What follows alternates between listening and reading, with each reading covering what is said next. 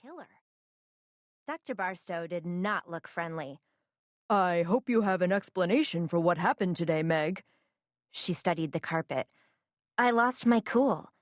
What would be the point of ratting out Wendell, even though the jerk deserved it?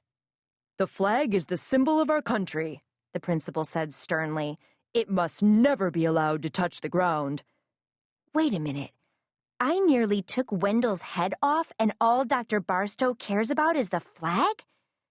That wasn't on purpose, Meg defended herself. If I could hit a doohickey on the side of a pole with a baseball bat from 20 yards away, I wouldn't be here. I'd be at the Olympic trials. That'll do, the principal admonished.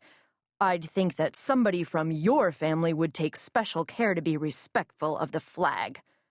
My parents are innocent, Meg stormed, and even after everything that's happened, they still love their country.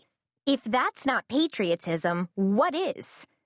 One glance at Dr. Barstow's cold granite expression, and Meg just knew. There were Falconer haters out there, people who would never accept that Mom and Dad had been cleared. And Meg's own principal was one of them. Will we ever get our lives back?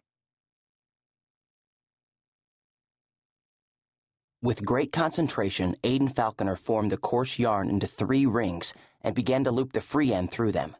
At that moment, the bus hit a bump, and the plant hanger he'd been working on converted itself into a tangle of twine in his lap.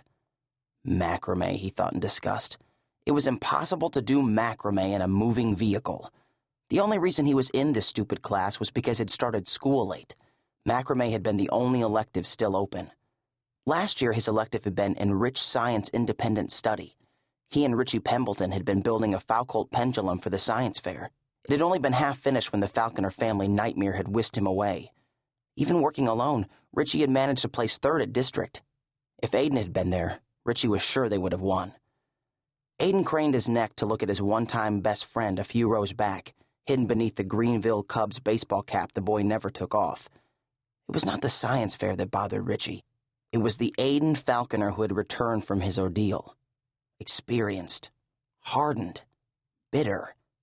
Aiden found it impossible to slip back into the regular, comfortable ways with his buddy. The chess club held no interest for someone who had once gambled on strategies with his own life and that of his sister hanging in the balance.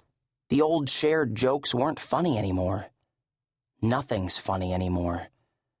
Richie was still Richie, but Aiden was forever changed. It was one more thing his family's disaster had cost him. Not the biggest, certainly, but it was still sad. The bus swung into the driveway of the middle school and lurched to a halt. He watched the newcomers filing aboard. "Hey, bro." Meg took the empty seat beside him. She indicated the spaghetti of limp yarn in his lap. "Hang yourself yet?" "If I hang myself with macrame," he assured her darkly, "it won't be by accident." He noticed the redness of her eyes behind the joking smile. "What?" Barely concealing her anger, Meg told him about the incident at recess. "The minute that flag hit the ground, Barstow acted like I did it because all Falconers must be terrorists." "Take it easy," Aiden soothed. "People get crazy about flags. There are complicated rules about how to fold them and handle them. If they touch the ground, that's a definite no-no." She was bitter. "How was I supposed to know that cleat was rusted through?" "It's not your fault the guy's sensitive." "He's not sensitive." "He hates us," she shot back. "Why can't people accept that Mom and Dad are innocent and our family isn't the enemy anymore?" Nowhere was that question more resounding than inside the Falconer home. The crime scene tape had been removed. There was a new front door replacing the one that had been bashed into toothpicks by the FBI battering ram. John and Louise Falconer had been reinstated as professors at the college, but they were on research leave, which really meant that nobody wanted to study criminology with professors who had once been called the worst traitors in half a century. In the meantime, Mom was throwing herself into the task of getting the house back in shape. Dad had returned to his writing. In addition to his teaching career, he was the author of a series of detective novels, but he was plagued by writer's block. Even the action-packed adventures of his main character, Mac Mulvey, seemed blah after the Falconer family's wild ride. After midnight, Aiden